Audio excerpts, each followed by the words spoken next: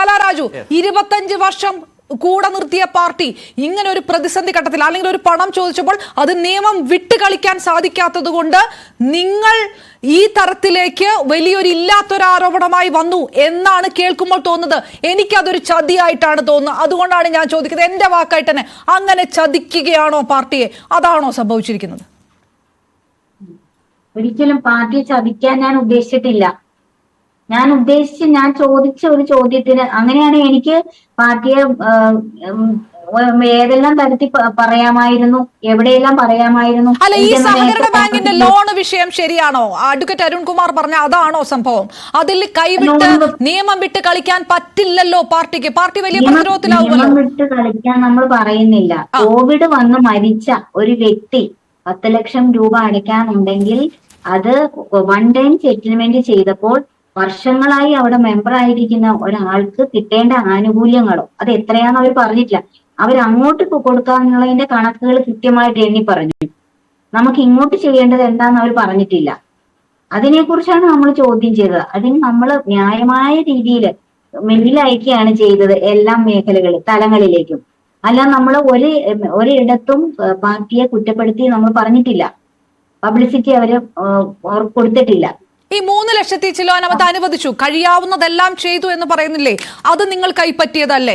അത് ആ ആനുകൂല്യം അല്ലെങ്കിൽ ആ ഒരു ഇടപെടൽ അത് ഗുണകരമായിട്ട് നിങ്ങൾ ഉപയോഗിച്ചില്ലേ?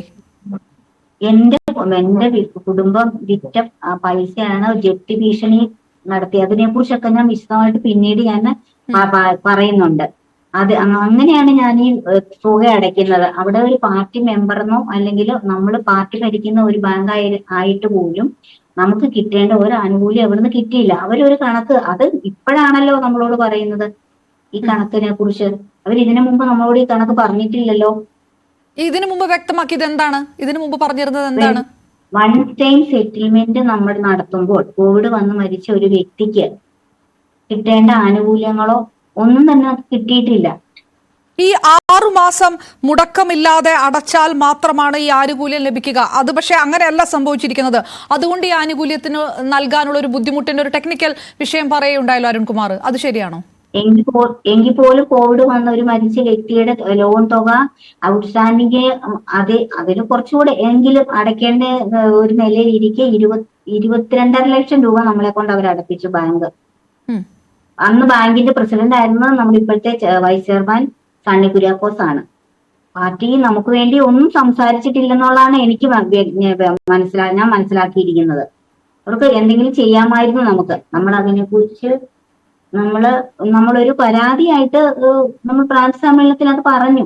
അതിനൊരു മറുപടി തരാൻ ബാധ്യസ്ഥരാണല്ലോ. നമ്മള് ഒരു ചോദ്യം ചോദിക്കുമ്പോൾ അതിനൊരു മറുപടി തരാൻ ബാധ്യസ്ഥരാണല്ലോ അവര്. അതിന്റെ മറുപടി നമുക്ക് ഇതുവരെ കിട്ടിയിട്ടില്ല. അതുകൊണ്ട് നിങ്ങൾ സ്വാഭാവികമായിട്ടും പാർട്ടിയിൽ നിന്ന് നിങ്ങൾ മാനസികമായിട്ട് അകന്നു ആ സംഭവത്തോടുകൂടി. സ്വാഭാവികമായിട്ടും ഞാൻ മാനസികമായിട്ട് അകന്നതിനേക്കാട്ടിൽ അവരെന്നോട് മാനസികമായിട്ട് അകൽച്ചയാണ് കാണിച്ചത്.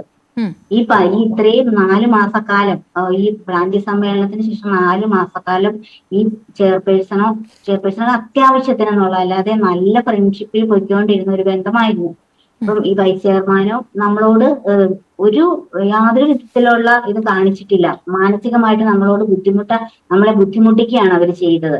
നമ്മളവിടെ വളരെ എന്താ പറയാ, വളരെ മാനസികമായ ബുദ്ധിമുട്ടിലൂടെയാണ് പോയിക്കൊണ്ടിരിക്കുന്നത്. ഏത് തരത്തിലുള്ള മാനസിക ബുദ്ധിമുട്ട്? അതായത് നിങ്ങളെ ഇതിനകത്ത് യോഗങ്ങളിൽ പങ്കെടുപ്പിക്കാതിരിക്കുക, അല്ലെങ്കിൽ മുഖം തിരിക്കുക, സംസാരിക്കാതിരിക്കുക, ഇതൊക്കെയാണോ? അത് തീർച്ചയായിട്ടും നമ്മൾ എന്തെങ്കിലും പറയുമ്പോൾ അത് നമ്മളോട് ഒരു കാര്യം ആലോചിക്കുക. നമ്മുടെ വാർഡിൽ നടക്കേണ്ട കാര്യങ്ങളാണെങ്കിൽ പോലും നമ്മളോട് പറയാനൊക്കെ അവർക്ക് ഭയങ്കര ബുദ്ധിമുട്ടാണ്. നമ്മൾ നേരിട്ട് വന്നാൽ പോലും നമ്മളെ മറ്റുള്ളവരും അത് ശ്രദ്ധിക്കുന്നവർ മനസ്സിലാക്കുന്നില്ല. അവരുടെ ഒരു കൗൺസിലറാണ്, നേരിട്ട് ഫേസ് ടു ഫേസ് വന്നു കഴിയുമ്പോഴത്തേന് അവർ തിരിഞ്ഞു മാറി പോകുന്ന ഒരു പ്രവണത. അതെന്തിനാണ്? നമ്മളോട് നേരിട്ട് സംസാരിക്കാനോ എന്തെങ്കിലും കാര്യം ഉണ്ടെങ്കിൽ അവരെന്തിനാ നമ്മള് മാറിപ്പോണേ? എന്തിനാ?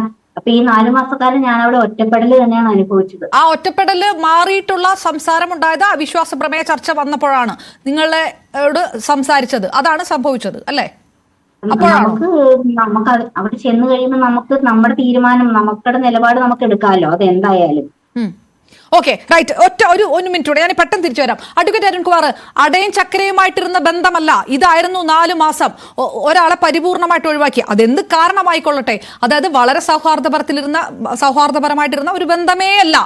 അവിശ്വാസ പ്രമേയ ചർച്ച വന്നപ്പോൾ സ്വാഭാവികമായിട്ടും കൗൺസിലർ കലാരാജു ഏത് നിലപാടെടുക്കുമെന്ന് CPM നേതൃത്വത്തിന് ഊഹിക്കാവുന്നതേ ഉള്ളൂ. അങ്ങനെ ഉണ്ടായപ്പോൾ ഈ തരത്തിലുള്ള നിർബന്ധം, ഭീഷണി, മർദ്ദനം, കടത്തിക്കൊണ്ടുപോകലൊക്കെ സ്വാഭാവികമായിട്ടുണ്ടാകും. അല്ലാതെ ഈ 4 മാസം നല്ല ടേംസിലിരുന്ന് പെട്ടെന്ന് കലാരാജു പ്ലേറ്റ് മാറ്റിയതല്ല.